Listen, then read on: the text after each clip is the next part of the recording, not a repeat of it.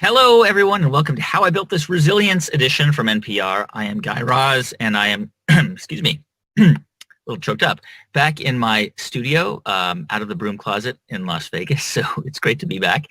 This, of course, is where we talk about how entrepreneurs are building resilience during this incredibly challenging time, and hopefully this is a place you come to for ideas about how you can build resilience as well.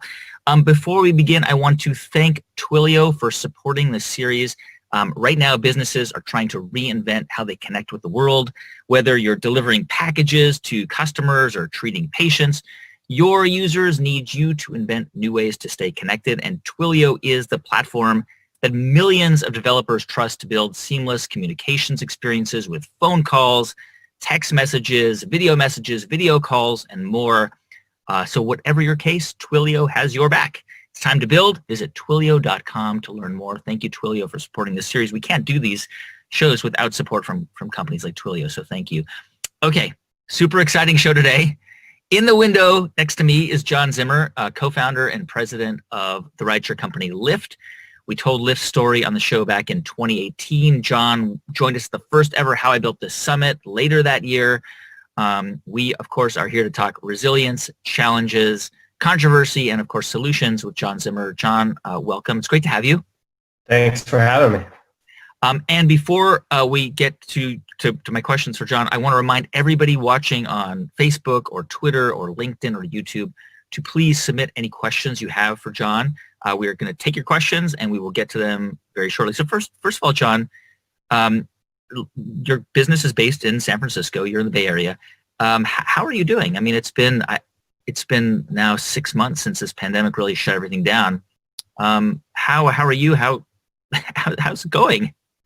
Personally, I'm doing okay. I think the business has had a tough time, but has seen some really strong recovery since the bottom. We were down about 75% at the peak in terms of rideshare rides. We've now returned to a little under half down. Which is actually good progress.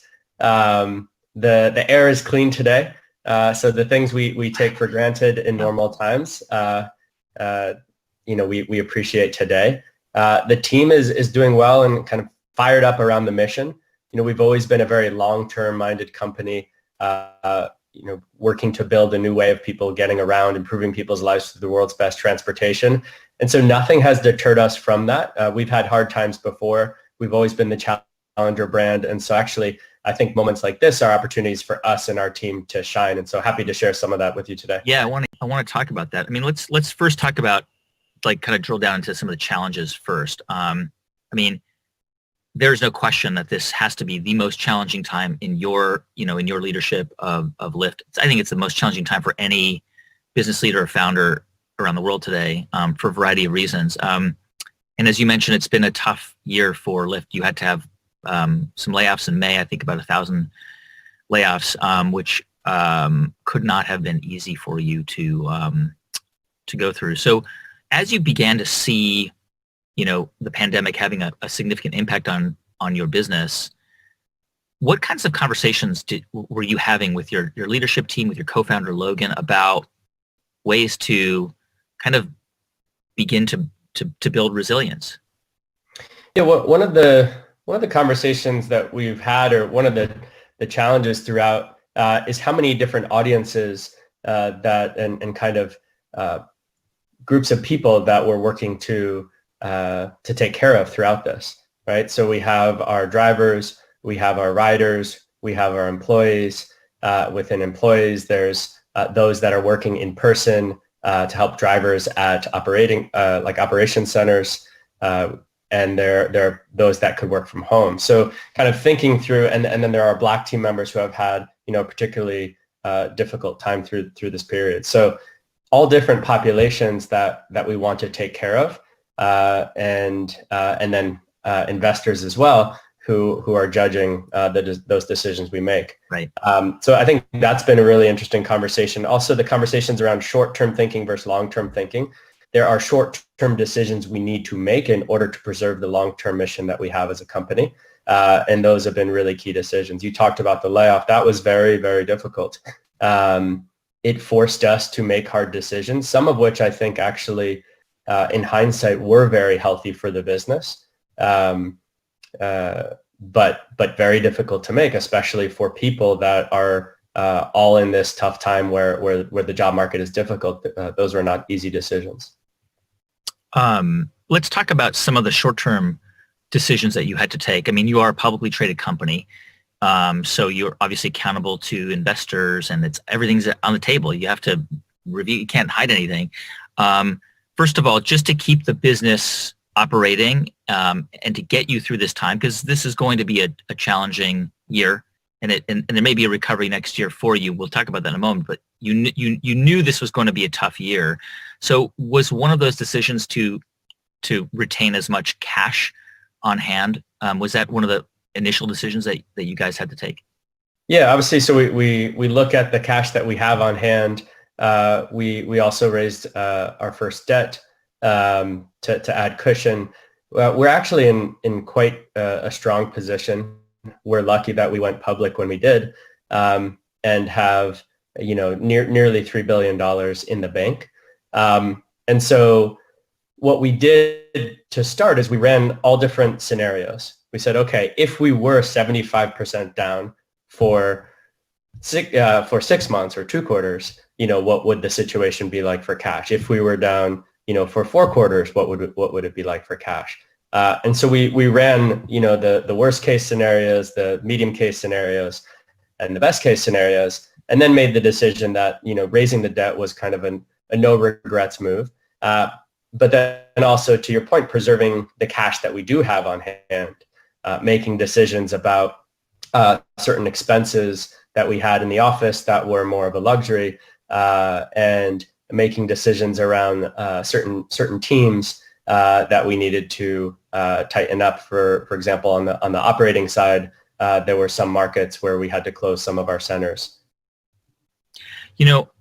I recently took a Lyft ride, and it was the first time I did that since the pandemic. And in part because I'm not going anywhere, right? I'm not traveling as much anywhere. But I was, part of me was a bit nervous at the beginning, but then I got into the car and it was a normal ride, just like any other. I was wearing a mask, the driver was wearing a mask, and my window's open. What are you finding out from users? Like, what is it that is preventing them from using Lyft? Is it basically that they just don't have anywhere to go, or is it the fear of being in a car with somebody else? It's a mix of both. I'd say primarily that a lot of people, primarily in the Bay, actually, we can see really interesting trends across the country where other regions are recovering faster than the Bay Area. But, first, I think it's people changing their transportation behavior, their actual transportation behavior. And then secondarily, it's obviously the questions around health safety. And I'd love to walk through what we're doing on that end. So, as you saw, as you open the app, we ask both driver and rider to confirm that they're wearing a mask. Right. We ask driver and rider to confirm that they haven't been in contact with anyone that has COVID. And we ask everyone to keep their areas clean and open windows if possible. So that's gone a long way. If you zoom out, actually, the fact that half as many rides are being taken now as before, I'm actually quite happy with in a strange way, because I know many people that their behavior is, they're not going into the office, right? So that's a huge change in transportation. So the fact that 1 out of 2 rides are still present even in this environment shows some flexibility in the model, because we've seen different types of rides. We've seen a lot of essential workers using this way more because their other options, potentially public transportation, are things that they're more concerned about from a health safety perspective. And so we've seen those rides increase. One of the things that you did before the pandemic was to diversify. Lyft invested in bike share programs and in the scooter programs in certain urban areas around the country. I wonder, given that the rideshare part of your business is still the core part of your business, what are conversations you're having internally about building, about creating other revenue streams in the future to, if rideshare doesn't recover as quickly as you hope or expect, or if rideshare is a completely different thing in the future, what other kind of places are you looking to diversify? Yeah, so I mean, the good news is transportation is fundamental and is something that through the recovery is going to be important and people will need. And to your point, there will be different ways people take transportation on the way back and even after. So one on bikes, bikes has become, we've just hit kind of records. So, we own the system City Bike in New York City, Bay Wheels in the Bay, Divvy in Chicago, and you can access them through Lyft. And for City Bike in New York, I believe it was last weekend, we hit our record of over 100,000 rides in one day. And so we're actually seeing faster recovery and not as deep kind of downside on those modes, which has been really helpful. The other area we've looked at is delivery. So we have no intention to be another kind of food delivery consumer app. We will not do that. But there's a lot of small and local businesses that are having to pay 30%, 20% of their revenue to be on those platforms. And so we think there's a huge opportunity to help those small and local businesses have their own kind of capabilities and provide more jobs for drivers. So we're experimenting with that. We started that with essential deliveries. We've worked with partners to deliver millions of meals for people in need during this time. So I think that's another really interesting opportunity on the driver's side. But why would you rule that out? I mean, if there's an opportunity to attract partners who don't want to pay 30, 25, 30% to delivery services, and you see an opportunity there, why would you rule that out as a potential opportunity? We won't. I mean, we will look at supporting those businesses and those retailers, but the consumer platforms are not profitable. The consumer platforms are bringing people in with coupons, saying, "Hey, here's a great way to get food delivered," but they're doing that at a loss. And so the consumer platform's losing money. The local business is instead of making $10 on the pizza, they're getting $7 because they have to give $3 to the delivery platform. And then they're charging for the delivery fees. So if you remove the kind of consumer platform and you have the pizza store or the retailer do their own local marketing and you provide them with delivery capabilities, we think that's a really good and different alternative that is a win-win-win for the consumer, for the store, and for Lyft. Got it. We're taking questions for John Zimmer on Facebook, Twitter, YouTube, LinkedIn, however you're watching. I'll get to them in just a moment.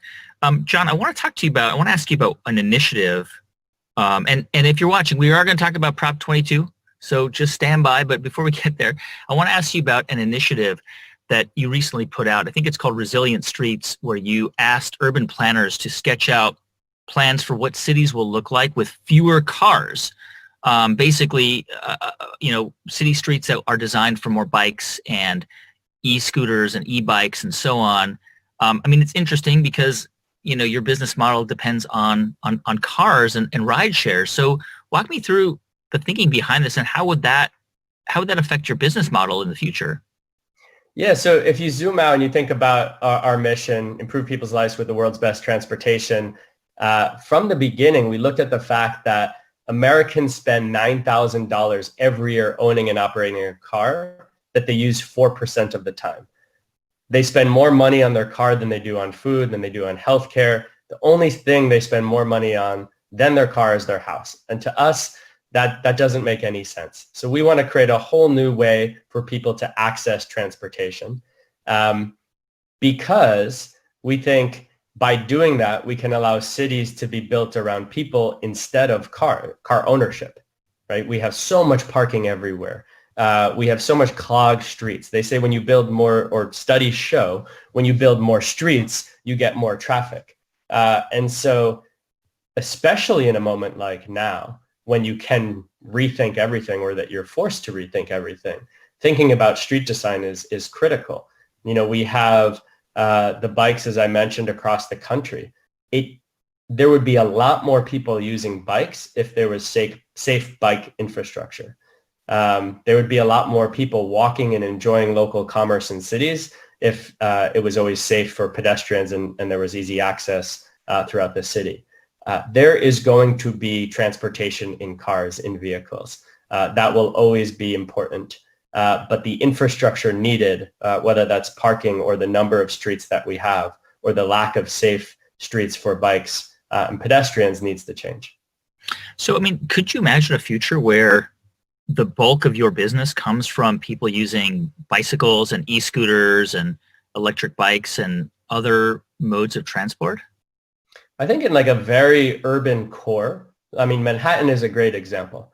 I forget the average speed of a car in Manhattan, Yeah, but it's like 7 miles an hour or something. Yeah, exactly. Yeah. It's single digits. It's not very impressive. So if you look at that and you think about all of the car transportation needed to get to the outer boroughs, to get to the airports, vehicle transportation, on the platform, we'll get back to our 100% that we were pre-COVID, and then we'll continue to grow beyond that. There's still a large need. The primary way people get around is in their own vehicle. So our rideshare business has, many times over to grow. That said, in urban cores, micro-mobility or bikes and scooters, as those vehicles get better and better and safer, and as the street infrastructure adapts to make the environment safer, absolutely it can be the best way, the fastest way, the cleanest way, and the most enjoyable way to get around your city. All right, let's get to some questions, John. Actually, Madeline Chen had a question that I think we just answered. Her question was, is Lyft considering diversifying beyond ride-sharing transportation? One other, if it's okay, one other mode that we've been really excited to launch or to grow even in this environment has been a rental service that we created. So car rentals. As we get people out of car ownership, there are use cases. If you go away on a weekend on a 2-hour drive and you don't own a car, having easy access to a car rental is important. So with Lyft rentals, you get a Lyft to the car rental location that we operate, and then you can just grab the keys and go. There's no counter. It's really fast and easy. And in COVID, we launched a kind of contactless experience to get the car. We also announced a partnership with Sixt, which is a European car rental operator, such that we brought that technology and that access through our app to their vehicles as well. This is a question from Kyle Ashcraft from Facebook. Kyle asks, what do you see as a future for subscription-based ride sharing? I know we talked about that at the How I Built This Summit, which was you had a vision for in the future, people will have subscriptions for bikes and for e-scooters and for Lyft rides. What's the status of that? Yeah, I love that question. We have a program called Lyft Pink, which is our subscription service.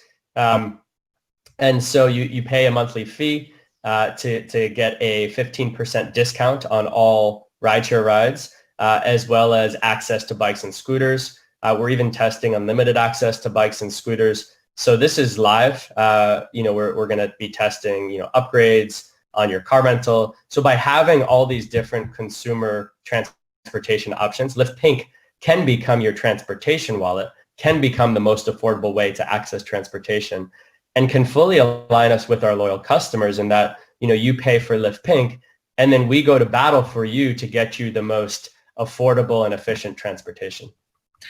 All right, John, this has not only been a tough economic year for you, and obviously you're in California and you've been dealing with the smoke, and we've got this pandemic, and it's been a tough year for everybody. But in addition, I mean, you guys are in the middle of a battle with the state of California, and some drivers, some consumers. There's a ballot initiative, for those of you who don't know, in California for this November's election, basically trying to overturn a state law that was passed by the legislature that would force companies like Uber and Lyft to reclassify their workers from independent contractors to W-2 employees with benefits. I'm paraphrasing and oversimplifying, but that is essentially what it will do. And Uber and Lyft and some other companies are basically, fighting this initiative and fighting this law and saying, we want our drivers to be considered as independent contractors. This is a heated topic. A lot of people are angry on all sides of this. There are drivers who support the initiative, drivers who oppose the initiative, consumers who support it and oppose it. So first of all, just can you explain from your perspective, why is it so hard for a company like Lyft why would it be so hard to treat your employees like part-time, your drivers like part-time employees? Well, I think first it's starting with the fact that many of our drivers already have full-time work, and the majority, something like 80% of our drivers, maybe in California it's 86% of drivers, drive less than 20 hours a week. So part-time work, is a model that works for people that are typically doing maybe two jobs, but this is something someone does maybe 5 hours a week, 10 hours a week. Yes, of course, there's people that are doing it 40 hours a week. And but the far majority are doing it less. And I think it's important to zoom out and have the nuanced part of the conversation, which is what do we want to accomplish? What is the right thing to do here? The right thing to do is to get benefits for drivers depending on how much they work. If you force the specific type of benefits that are typically made for 20, 30, or 40-hour workers onto the workforce, the business will need to focus on that set of workers, which is the minority of workers that use these platforms, because the cost of those benefits would mean, okay, that's fine. We can have those 30-hour workers and those 40-hour workers, but if you're going to drive for 5 hours for 3 months to save money for a wedding or for a medical expense, the way we're being forced into employment would make that not tenable. And so what we're saying is, okay, so let's look at this new form of work. Let's not ignore that these drivers deserve benefits, but let's have the benefits scale with the amount of work that we do. And so Prop 22 is that middle ground. We're not saying no to AB5. We're saying here's a better solution. For clarity, we do think AB5 is a bad idea.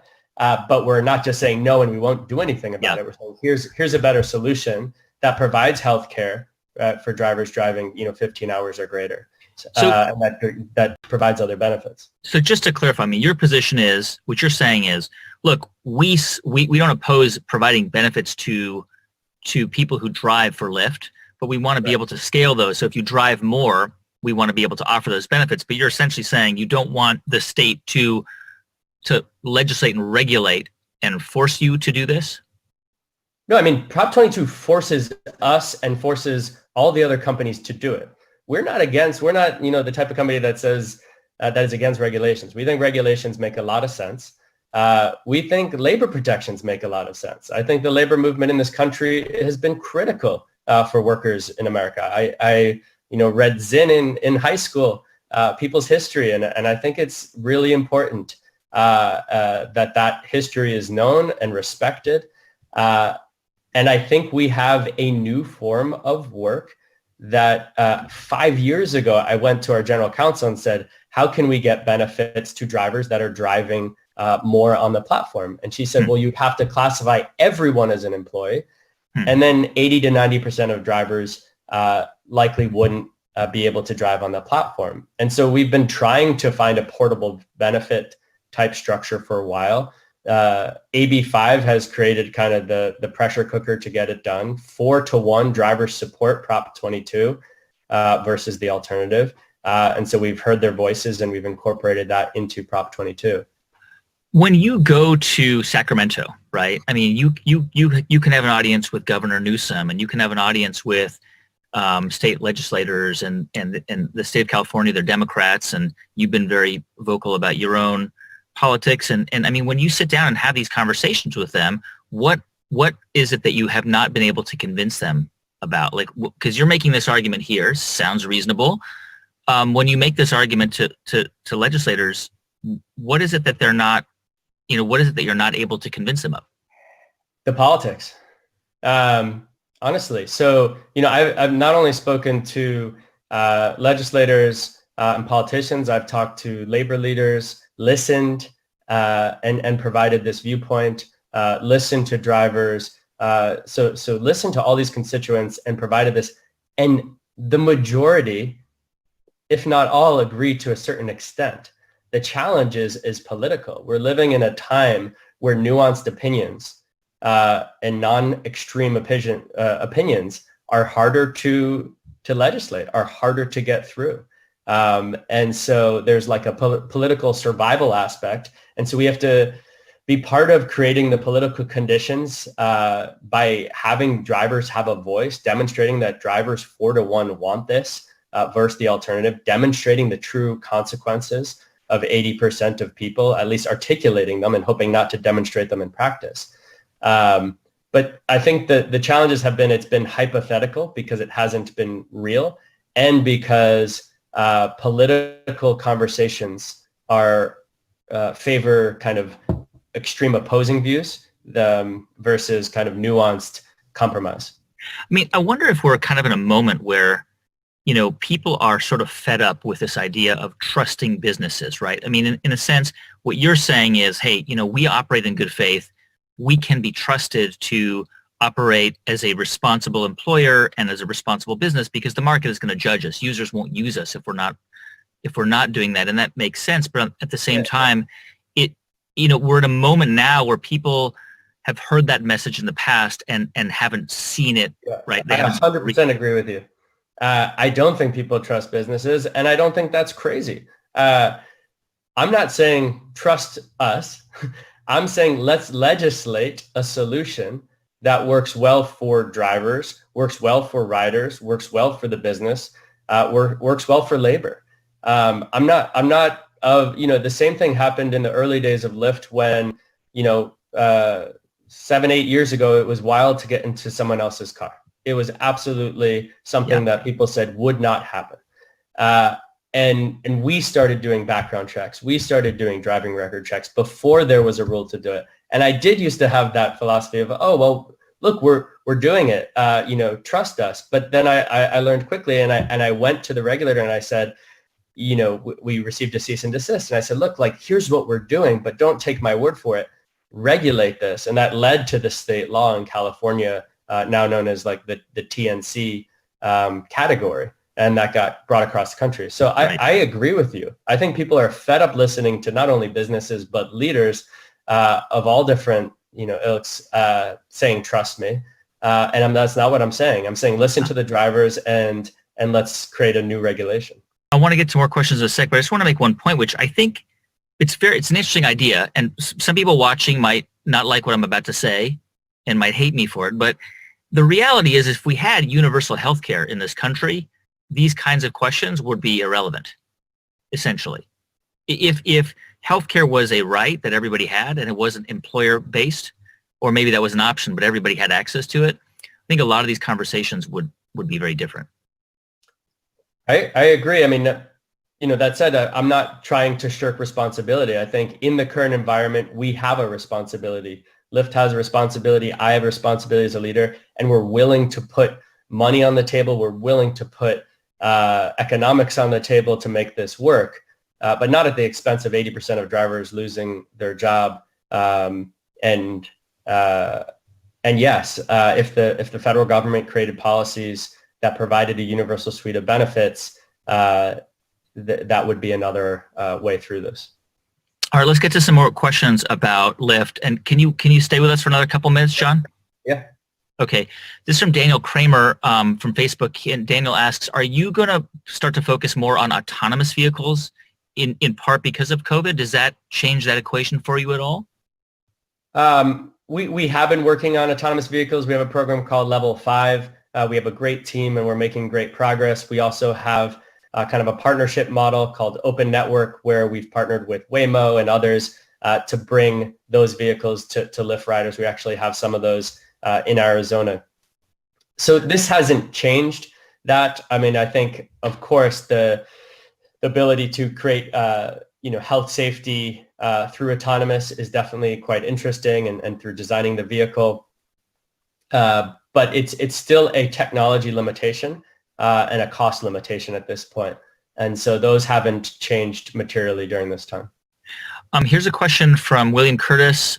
He's a Lyft driver. So anybody who's a Lyft driver has questions. Now's your time.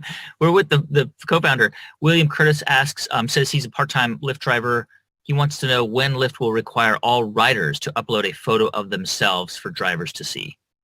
I love that question. Thank you for driving with Lyft. We every year, at least once, I drive on the platform, and I was driving, and I do it on New Year's, and I was doing it this past New Year's and had the same thing happen where a rider came without a photo, and then a rider came with a photo, and it was such a more delightful and obviously, safe feeling experience when you had the photo. And right after that, which is the reason I drive, and I will try to do it more frequently, right after that, had a conversation with the team about improving the rate of photos uploaded. We don't want it to be a blocker in the sense that we don't want to, get less rides, which would be less income earning opportunities for you and the company. But we have increased the percent of riders that are posting a photo, and we're working on more features to kind of encourage that while they're in the ride to simply take a selfie and things like that. So I agree and expect more from us on that. Just for clarification here, when you actually are a Lyft driver yourself, when you're out there and it says John, and I'm assuming you're in your Toyota Highlander. By the way, we just upgraded to a minivan. A minivan, okay. Honda Odyssey. You're in your Honda Odyssey driving around. Do you? Is that an XL? Is that like that you got to pay a premium? I haven't driven with the Odyssey yet, but the Toyota was. All right, so if you see a John driving a Honda Odyssey, you know that it's going to be the co-founder of Lyft who's driving you around. And then you can ask him any questions you want. John, I want to ask you about something you said at the summit a couple years ago. You said that in 20 years, we're going to go to amusement parks to drive cars. We're not going to use them as means of transportation in big cities. Do you still stand by that idea? I do. I think in urban cores, we talked about it today. In New York City, where you can go 7 miles an hour in a car versus at least that in a e-assist bike. And the safety that will come from autonomous vehicles as well as safe bike lanes and things like that, it will not make financial sense. It will not make safety sense. And it won't make sense for the city in these very, dense urban cores. So yes, I stand by in 20 years, or if I said that a year or two ago, in 18 years, it'll be more of a amusement to ride cars in urban cores. A lot of people have asked me, and I've asked on this show, whether now is a good time to start a business. You started what would become Lyft during the last financial crisis in 2008 with Logan, your co-founder, who you met on Facebook. Mm-hmm. Do you think that economic downturns are good moments to start businesses?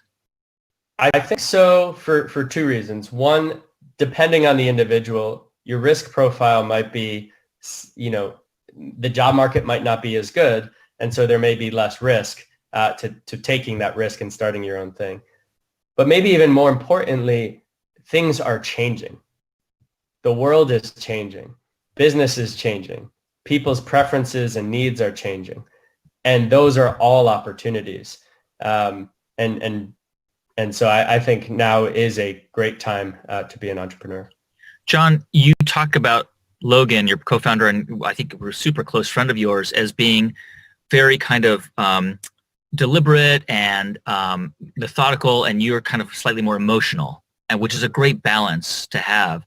And you talked about how you were the one who was like kind of freaking out when things weren't quite going right. And now, you're a big public company, you're valued at billions of dollars. And despite obviously the huge challenges you have this year, are you able to kind of manage stress better, or actually do you still have sleepless nights? Do you still have anxiety even now? Still have lots of anxiety, but much better, I guess, with the few years and the kind of the experiences we've had with Lyft to manage that. For me, physical exercise helps a lot. It helps me get out of my head. So I've learned that. Also, spending time with my daughters. I have a 4-year-old and a 1-year-old, and that is incredibly grounding.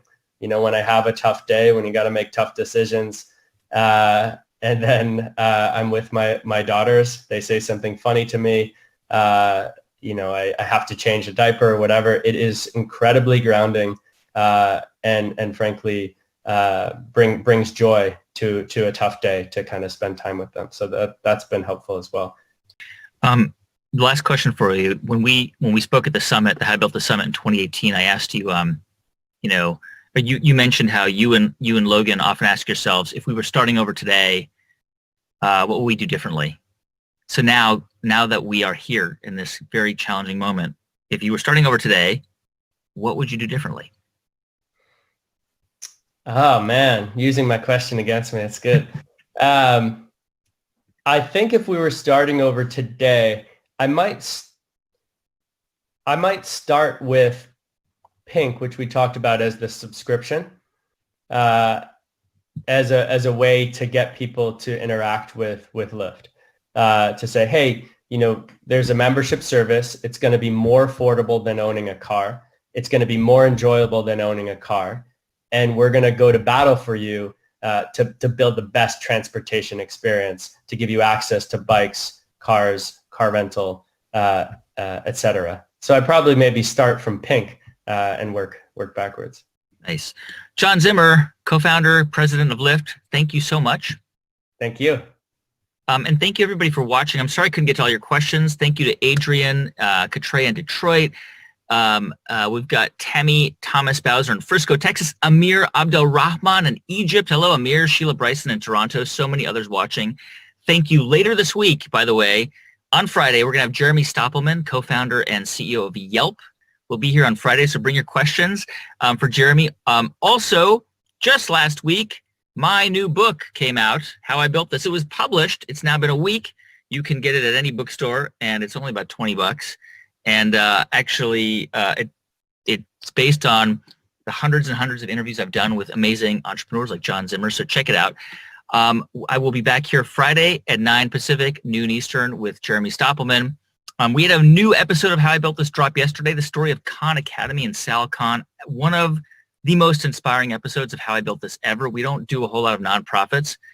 This one you don't want to miss. Please check out Sal Khan's story because at a time when a lot of us are losing hope, this is an incredibly hopeful episode and an inspiring episode. So check it out. John Zimmer, thank you again. Thank you, everybody, for being here, and I will see you Friday.